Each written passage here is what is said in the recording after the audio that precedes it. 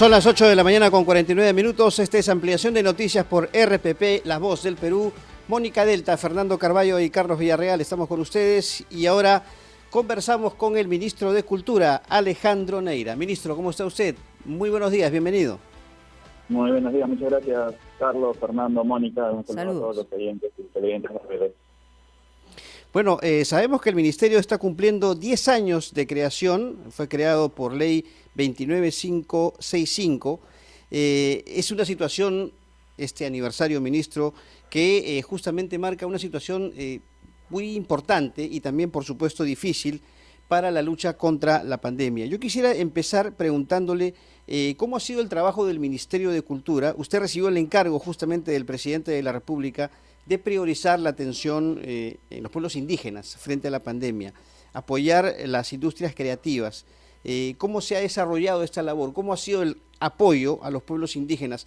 Hay, por supuesto, pronunciamientos en el sentido de que muchos de estos pueblos están abandonados, sin personal médico, sin medicinas, sin tratamientos, sin protocolos, pero ¿cuál es su evaluación, por favor? Sí, muchas gracias, Carlos. Bueno, efectivamente el Ministerio cumple hoy 10 años y lo hacemos. En primer lugar, quisiera anunciar que gracias al apoyo del señor presidente y del Consejo hemos aprobado una política nacional de cultura que se ha presentado el día de hoy y se ha hecho pública, ha salido publicada en el diario oficial del peruano, y creo que eso va a orientar en buena medida el trabajo de nuestro ministerio, que ahora, como bien dices, está orientado a esos dos temas principales. Por un lado, el otorgar las subvenciones y el apoyo económico a las industrias culturales, a los actores, gestores culturales, organizaciones, pero también a los portadores de nuestro patrimonio inmaterial, músicos, danzantes, artesanos. Y el otro tema que mencionas, efectivamente, es un tema al cual le damos la mayor prioridad y con el cual coordinamos permanentemente con el Ministerio de Salud, con el Ministerio de Desarrollo e Inclusión Social, pero también con la presidencia del Consejo de Ministros, las Fuerzas Armadas, que permiten articular las labores del Ejecutivo para llegar a atender a las comunidades nativas. El trabajo es permanente. Ayer justo tuvimos una reunión de la Comisión Multisectorial que preside el Ministerio de Cultura para ver la situación de salud, especialmente de los pueblos indígenas. Tuvimos una reunión para que las propias organizaciones de pueblos nos indiquen cuáles son aquellos puntos en los cuales consideran deberíamos priorizar la atención.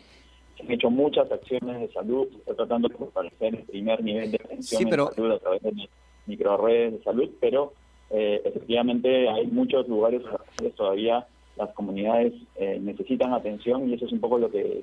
Pero ¿qué ha pasado ahí, ministro? Perdón, porque justamente, como le comentaba, comunidades han expresado su desacuerdo, su protesta, hasta desesperación, porque no han sido atendidos, no se siente la presencia del Estado en el tema de la lucha contra el COVID-19 en esas zonas. ¿Qué ha pasado ahí?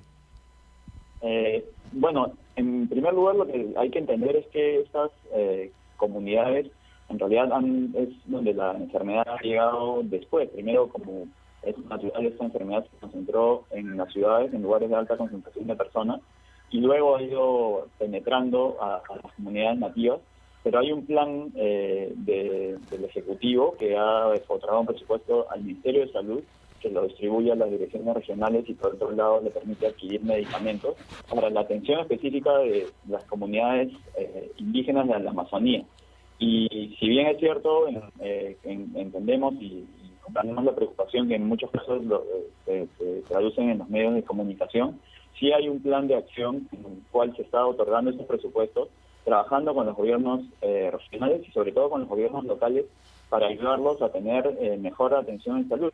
Recientemente la ministra Macetti además ha ido a varias de las acciones en las cuales a mí me han tocado participar. He participado más de 10 visitas justamente a diversas regiones amazónicas, muchas en Loreto, pero también en Amazonas, en Contortanqui, donde hemos llevado ventiladores, pero en algunas partes más pequeñas concentradores de oxígeno, que de acuerdo a la propia evaluación del comando COVID y de la doctora Macetti son más eficientes en esta situación, y medicina.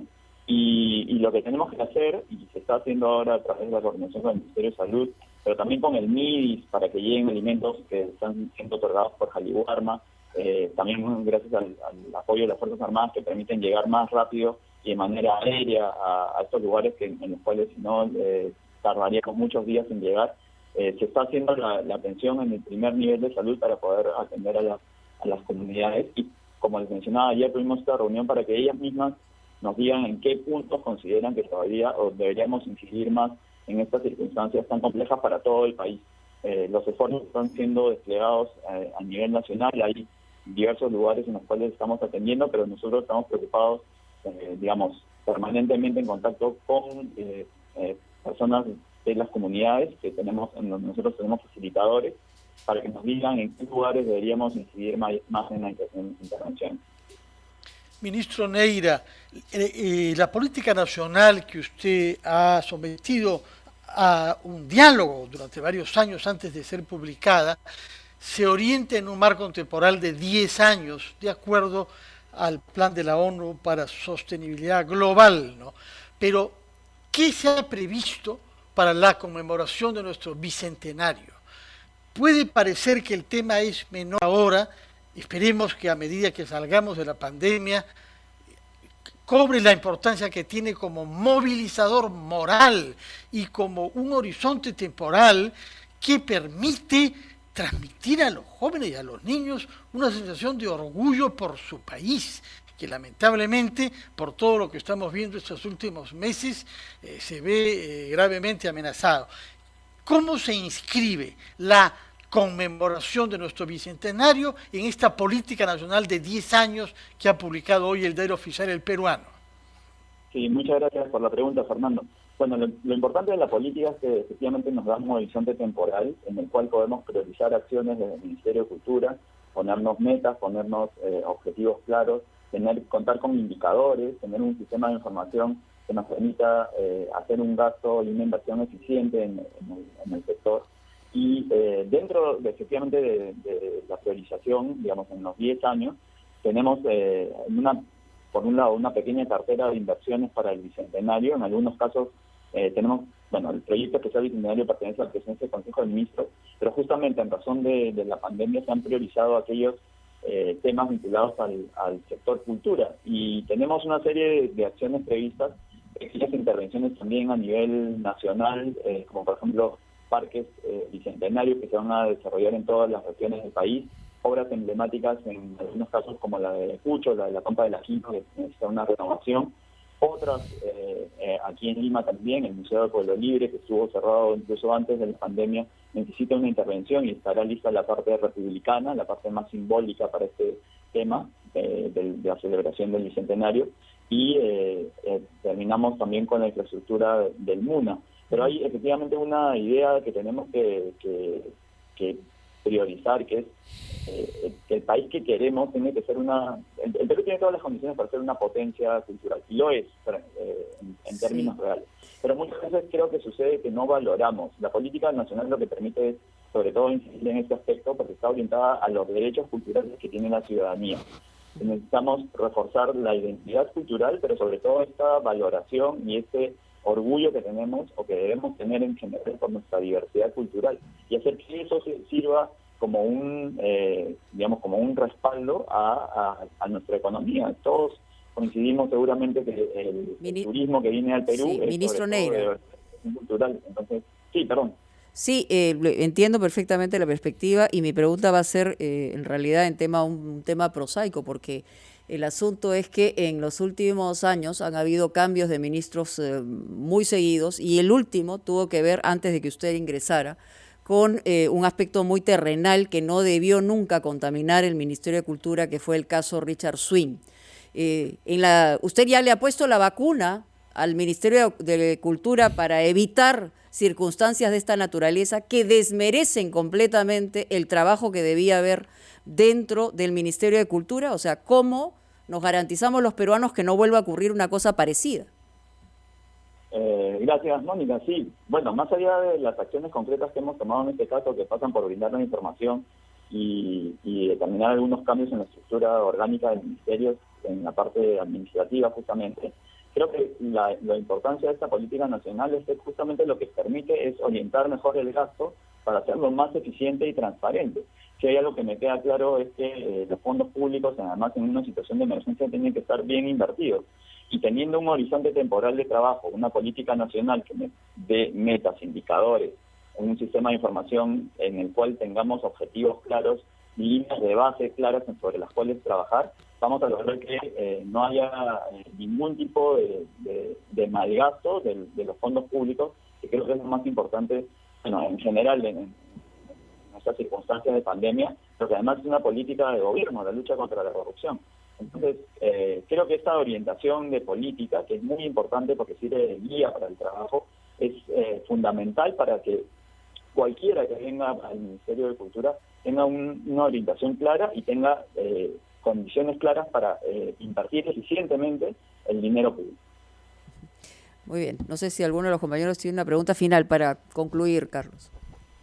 Ministro, hay una inquietud respecto a si es que se cumplen ya los protocolos, por ejemplo, para la reapertura de los teatros.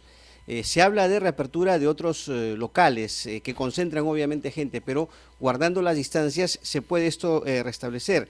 Y bueno, ¿cuál es justamente el manejo que se está haciendo de parte del Ministerio en este tema?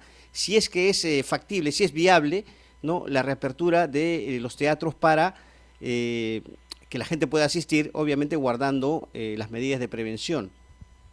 Sí, desde el sector cultural hemos trabajado en todos los protocolos vinculados al sector, justo ya han sido publicados y presentados, por ejemplo, los protocolos sanitarios para museos, espacios culturales, espacios museales, sitios arqueológicos. Eso se estaba en la fase 3. Para esta fase 4 de la reapertura económica, que vamos a ver de acuerdo a las condiciones y la evolución de la pandemia, cuándo pueda iniciarse, estamos trabajando en un protocolo para la apertura del teatro y de las artes escénicas. Es complicado. Ayer yo mismo estaba en el Gran Teatro Nacional, que está haciendo algunos ensayos probando justamente estos protocolos sanitarios. Me resulta difícil porque dependiendo el teatro implica una expresión corporal en la cual la respiración y la expulsión de aliento hacen que sea de alguna manera un poco más complicado para una enfermedad como el COVID, pero se están trabajando en estos protocolos. Tenemos reuniones permanentes con todos los, las asociaciones y organizaciones vinculadas al teatro y las artes escénicas, y esperemos que en la fase 4 se pueda tener una condición, pero eso evidentemente de acuerdo a la progresión que tenga la enfermedad en nuestro país. Muy bien, ministro. Muchas gracias, ministro Neira, por estar con nosotros en Ampliación de Noticias. Vamos a una pausa. Gran resumen y regresamos. Ministro Neira.